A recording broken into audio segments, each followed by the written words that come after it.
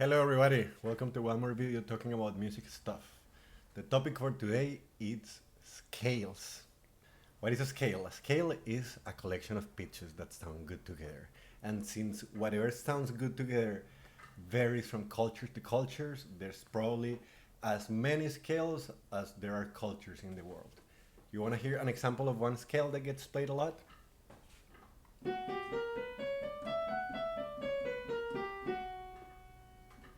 That is called the Freygish scale. You can see an example on this song. Talk dirty to me. You have probably also heard this scale if you've been to a bar mitzvah.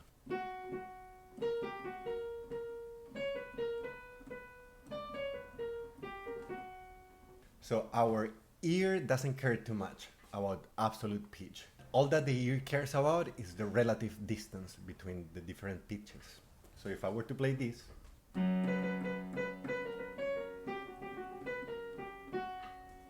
for the ear, it wouldn't make too much of a difference if I instead play this.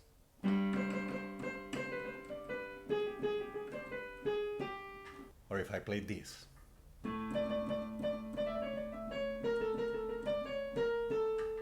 So all that a scale really is just a pattern of intervals. And the scales that we're more used to in Western music are the major and the minor scales. And those two we could just represent as a pattern of whole steps and half steps, and that's it. So today we're going to talk about the pattern of the major scale.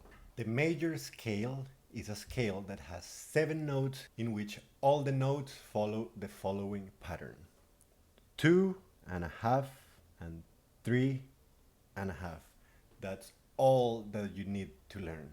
What does that mean? That in a major scale, all of the pitches are organized following this particular pattern: whole step, half step, whole step, whole step, whole step, half step. 2.5 and then 3.5. So if I want to write a major scale, this is all I need to do.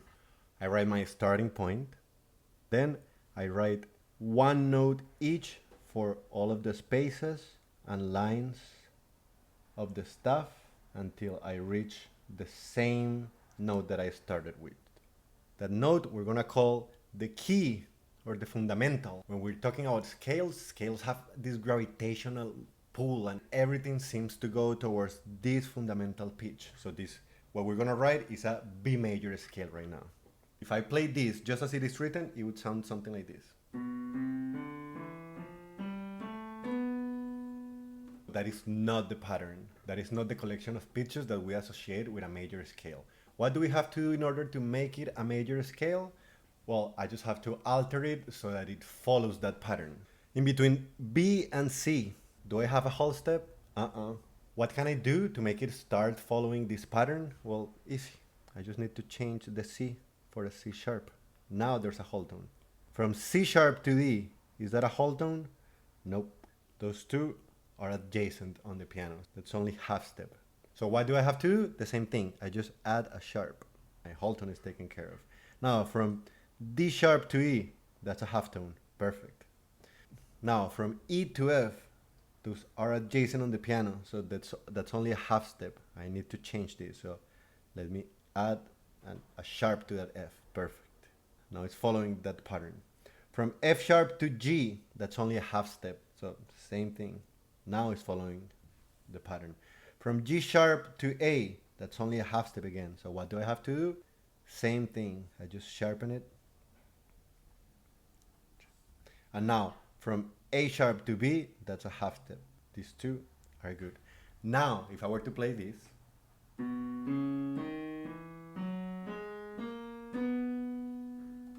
it absolutely follows that pattern that we associate with a major scale. So voila, this is our B major scale.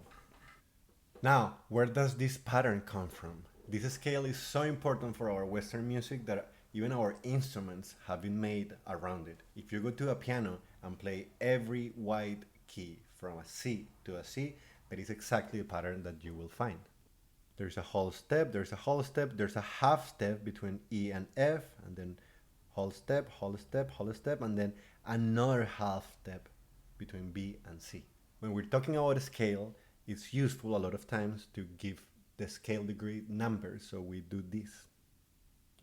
When we refer to scale degrees, we just put a caret on top of each number. So here they are. You can see the half step between E and F and the half step between B and C.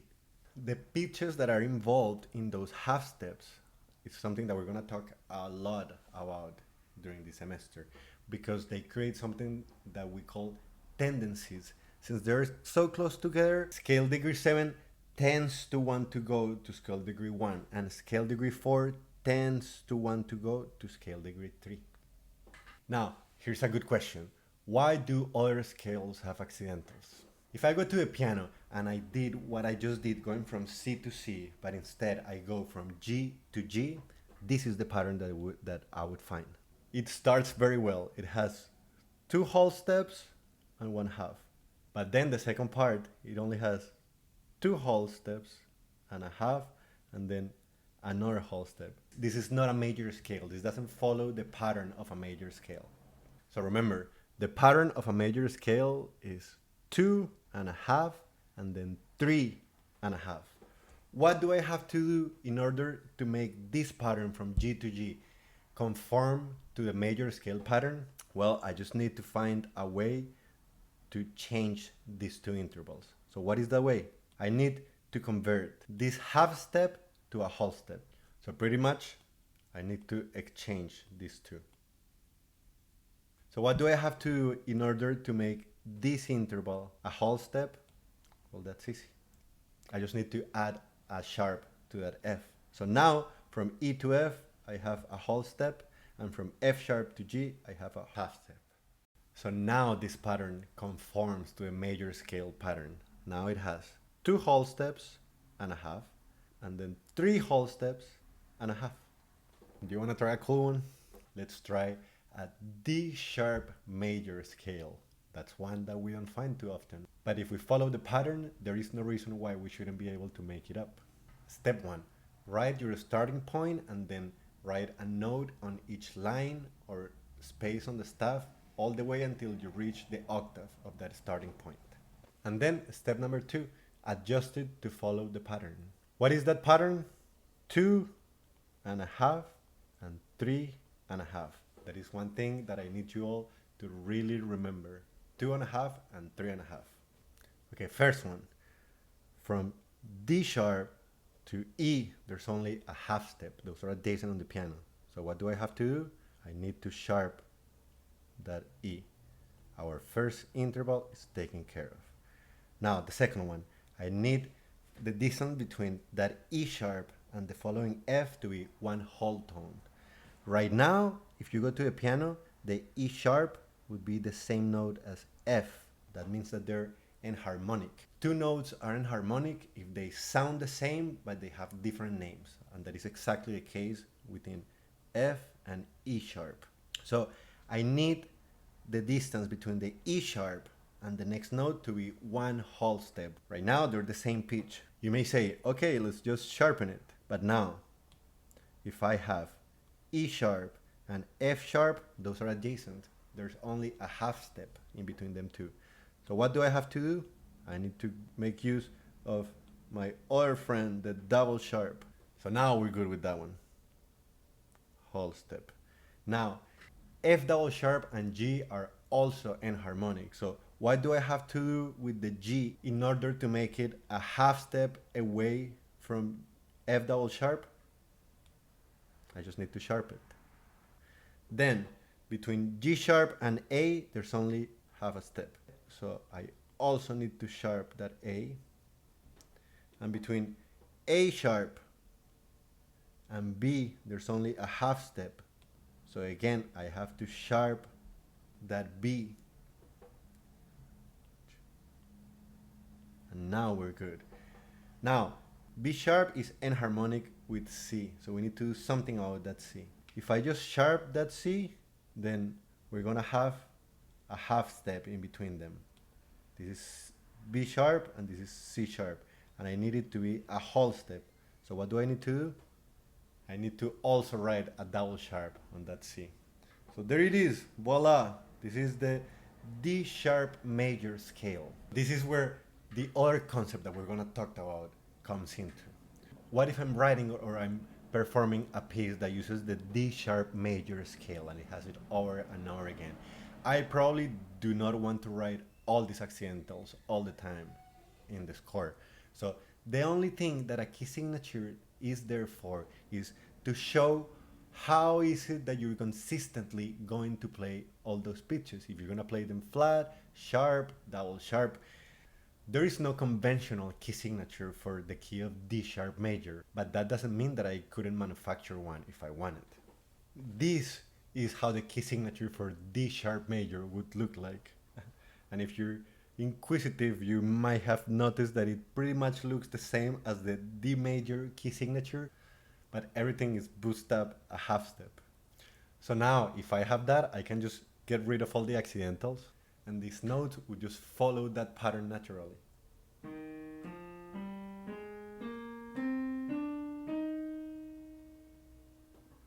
It would be exactly the same with the B major scale that we did before. If I write the correct key signature at the beginning of the stuff, then I can just get rid of all of my accidentals. And these notes played over that key signature would still follow the pattern that we associate with a major scale.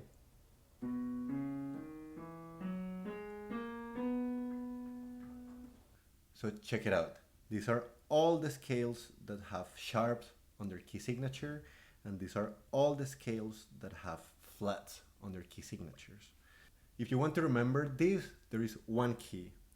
F is the weird one, but other than that, if a key is a natural key, so all of these, G, D, A, E, B, or a sharp key, F sharp and C sharp, it uses sharps, except F. And talking about flats, every key with a flat on it, B flat, E flat, A flat, D flat, G flat, C flat, uses flats, plus our F major. You just have to learn that F major is a key signature that has one flat, and that is B flat.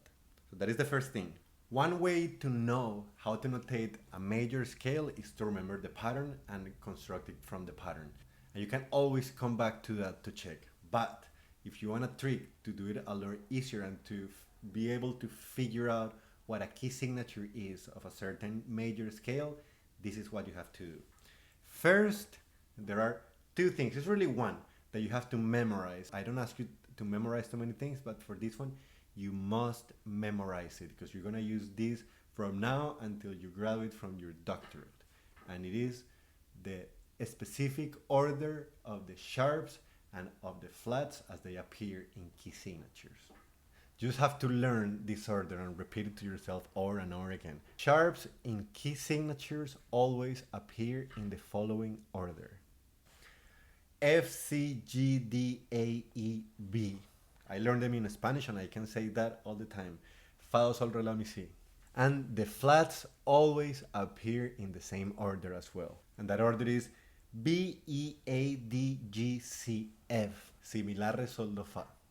You should be able to just store that order in your mind and access it whenever you need to. Okay, so now, here's the trick to remember.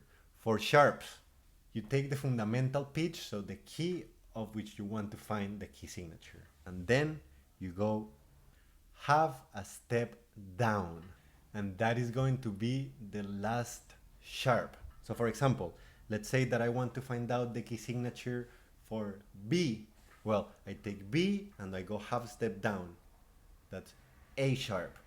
The last sharp on the key signature for B major is going to be A sharp. What does that mean? That B major will have F, C, G, D, and A. F, C, G, D, and A sharps. So then, if you have one of the key signatures that uses flats, you take the key, and that key is going to be the second to last accidental. So what does it mean? Let's say that I want to find out the key signature for a D flat major scale. Well, easy. I go to the flats, I find D, and that's gonna be my second to last accidental, which means that D is gonna have all the accidentals going up to G.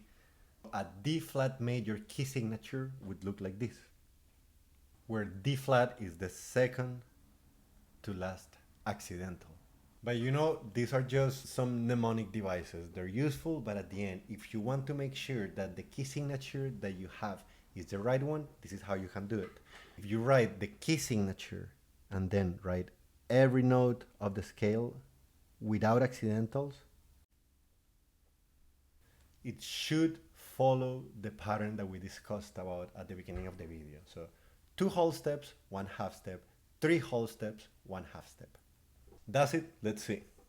From D flat to E flat, there is a whole step. From E flat to F, there's another whole step. From F to G flat, there is a half step. From G flat to A flat, there is a whole step. From A flat to B flat, there is a whole step. From B flat to C, there is a whole step. And finally, from C to D flat, there is a half step. We are correct. Now you know what a major scale is, how to write one using accidentals, and how to recognize and find key signatures. So let me get you started on your workbook exercises. This is exercise 1.2. Let's start with C, and what I would do for this exercise is this. Since you're gonna memorize this order in which flats and sharps happen, you may just write it down every chance that you get. So let's start. The first one, A flat major.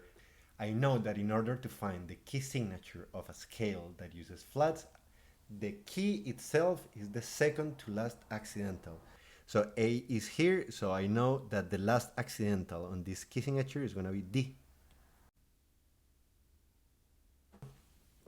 Now let's do one with sharps. E major uses sharps. For sharps, I know that I take the key and I go half step down, and that is going to be the last sharp. So I go to my sharps. I take E, what is half step down? D sharp. This is D sharp. So D sharp is going to be the last sharp on it. That is the key signature for E major. Now let's take that same process and go backwards. Let's start working on B. So they're giving us the key signature, and we have to find out what is the key or what is the scale. So a key signature that has 2 sharps, that means that the last sharp is C. Now we're going backwards. Since for key signatures that use sharps, I know that the key is half a step up from the last accidental, I can just take this C sharp and I in my mind take it half step to D. This is D major. The key signature of D major has F sharp and C sharp. Now let's do one with flats. How about this one, the fourth one? I know that for flats, the key becomes the second to last accidental. So let's just look for that second to last accidental. D flat. This is the key signature that the D flat major scale would use.